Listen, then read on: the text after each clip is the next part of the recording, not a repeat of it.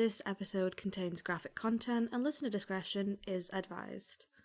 With that in mind, let's get into the episode.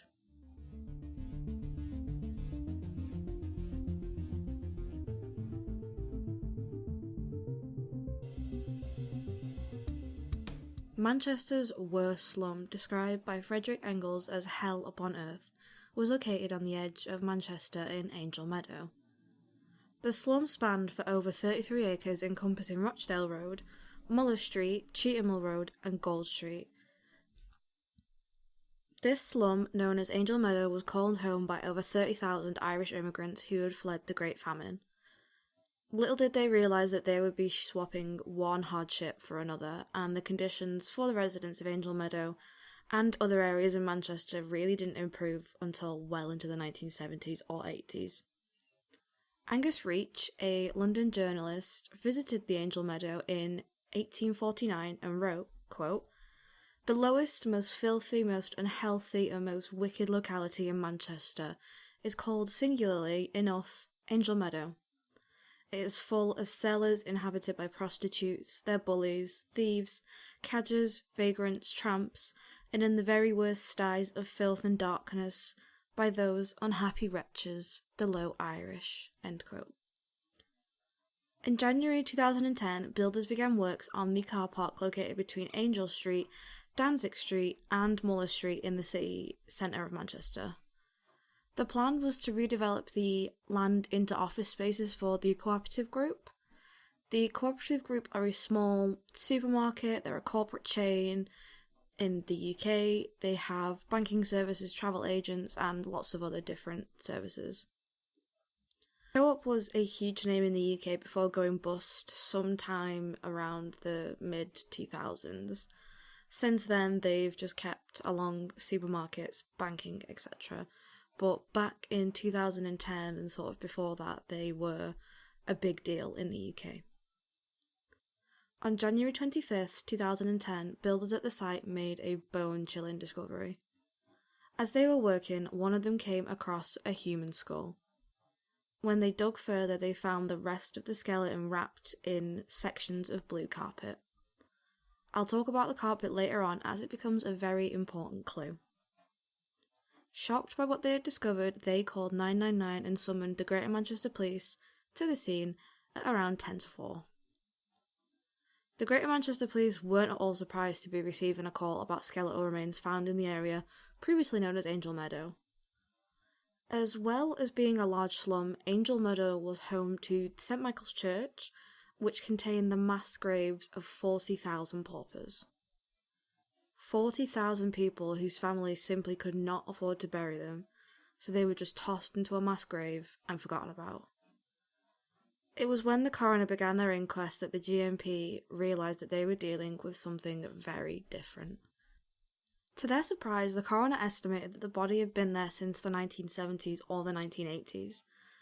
The report further detailed how the body belonged to a woman between the ages of 18 and 35, and that she was either European, Indian, or Middle Eastern. The woman, who has become known as the Angel of the Meadow, suffered a very violent death. The coroner found that she had a fractured neck, clavicle, nose, and jaw, indicating that she had most likely been beaten to death or had suffered through a savage beating before she died. It was also revealed that Angel may have been sexually assaulted, although the Greater Manchester Police and the coroner have not revealed anything further in regards to this. They do say in a BBC article that Angel was found naked from the waist down, which was how they possibly drew their conclusions, but in terms of other physical evidence, they've never released a statement. Angel was found naked from the waist down, and the clothes that she was wearing may be one of our biggest clues in identifying her. She was found wearing a blue jumper, a blue bra, and a green pinafore dress with a very, very distinctive 1970s pattern on it, and one black stiletto court shoe. The pinafore pattern shows a man and a woman in what appears to be like a 1920s or 1930s attire.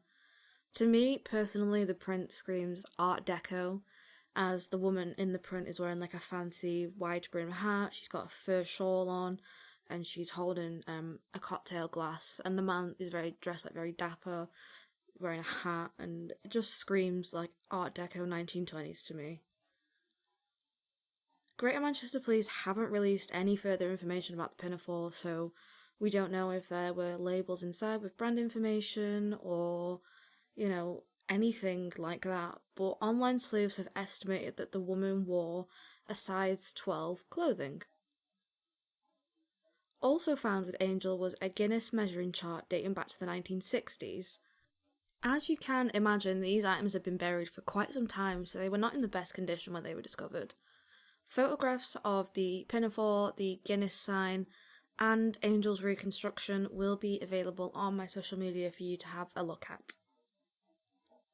Let's go back to the carpet that Angel had been wrapped in. The Greater Manchester Police commented that the carpet was in fact 3 different types of carpet, not just one type of blue carpet. It was an orange patterned carpet, a dark blue carpet, and a blue carpet. One of the pieces of the carpet had been cut out from a Ford Cortina with a hole for a gear stick that was still intact.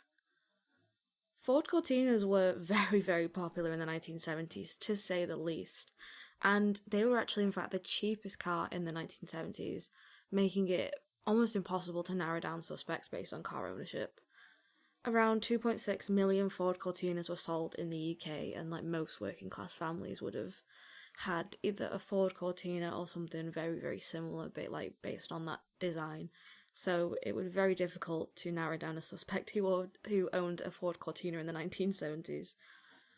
In the years following Angel's discovery, a facial approximation was created by digital forensic artists, and it shows what Angel may have looked like in life. DNA was also extracted from her remains, and it was sent for further analysis. The analysis revealed that Angel was Caucasian, born in the 1950s, and was between 5'1" and 5'7".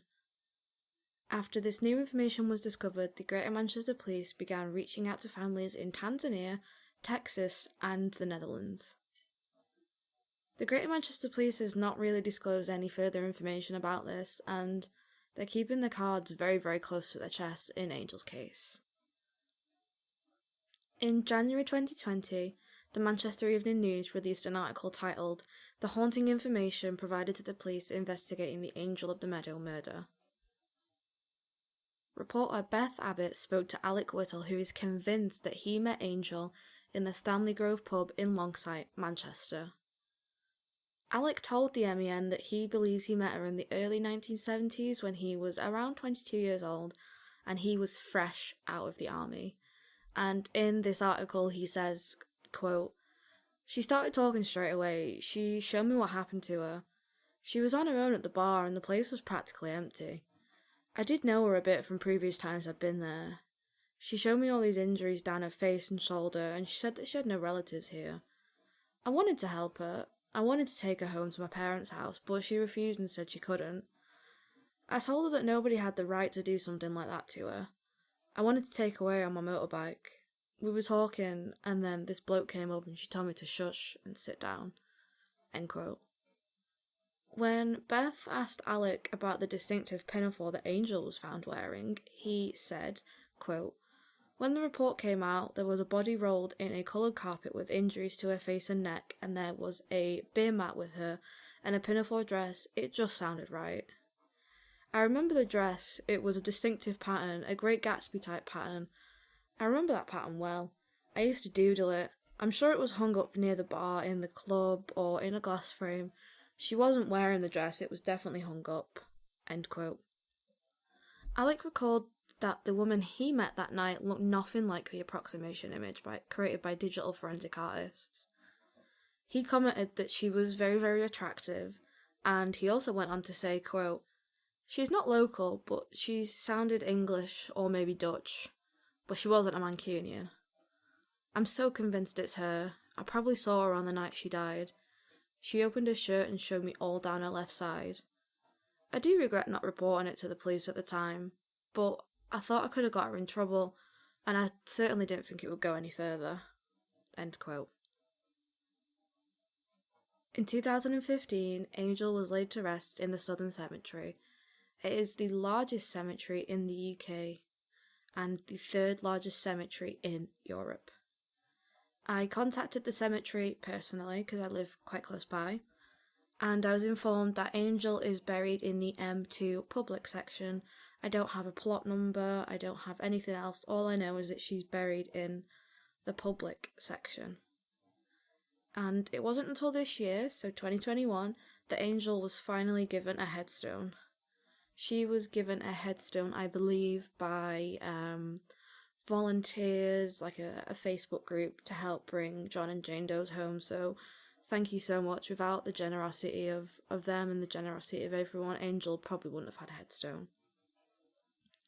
Whilst I haven't had the chance personally to visit her due to the current situation we find ourselves in, other kind Mancs and people passing through the area to visit their loved ones there have adorned her grave with lots of flowers, and that's a true testament to like the Manc spirit, like Manc community spirit. Everyone's just so nice, and it just really makes me feel good that she's being remembered even though we don't know her name. The Angel of the Meadow is described as a Caucasian female between the ages of 18 and 35. It is believed that she was born in the early 1950s, with her estimated date of death being in the 1970s or the 1980s. She was found wearing a distinctive pinafore, a blue jumper, a blue bra, and was found with a stiletto court shoe, one, and a Guinness sign, and all photographs of these will be available on social media. If you have any information, you are urged to contact the Greater Manchester Police on 0161 872 5050. Alternatively, if you wish to remain anonymous, you can contact Crime Stoppers UK on 0800 555 111.